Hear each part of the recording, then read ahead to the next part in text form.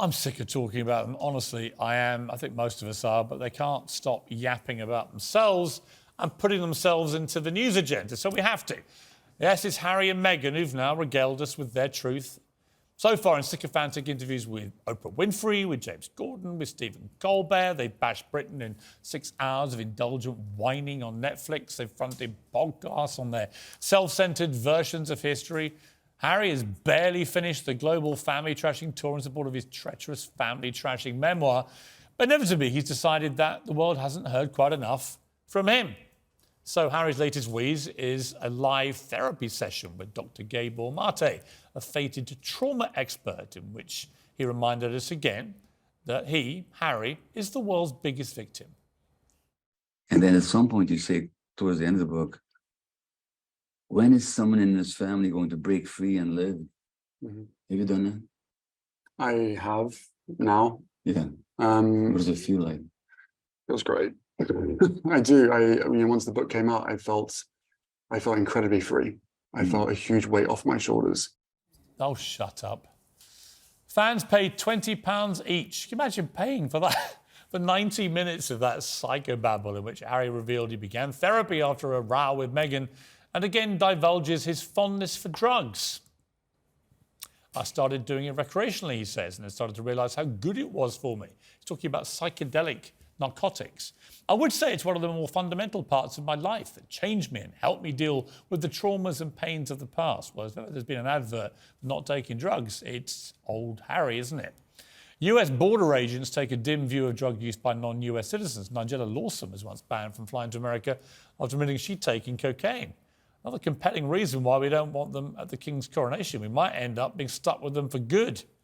Well, this unfortunately worded caption of the story in the Times said it best. At the end of the talk with Prince Harry, Dr. Gabor Mate said he was suffering from PTSD, ADHD, depression, anxiety, and panic disorder. No reports on what Harry's suffering from after that.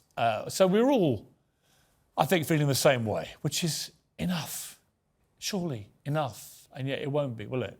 They're just going to keep going and going and going, depicting themselves as the world's greatest victims, whilst pocketing hundreds of millions of dollars to describe their life of victimhood.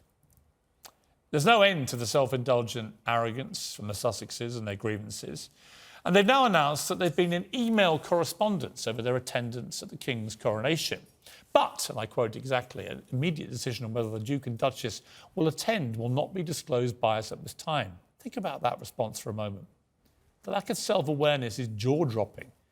They've been invited to the new monarch of Britain's coronation, and they'll go back to them with an answer when they've thought about it. Is it any wonder that their popularity is plummeting on both sides of the Atlantic?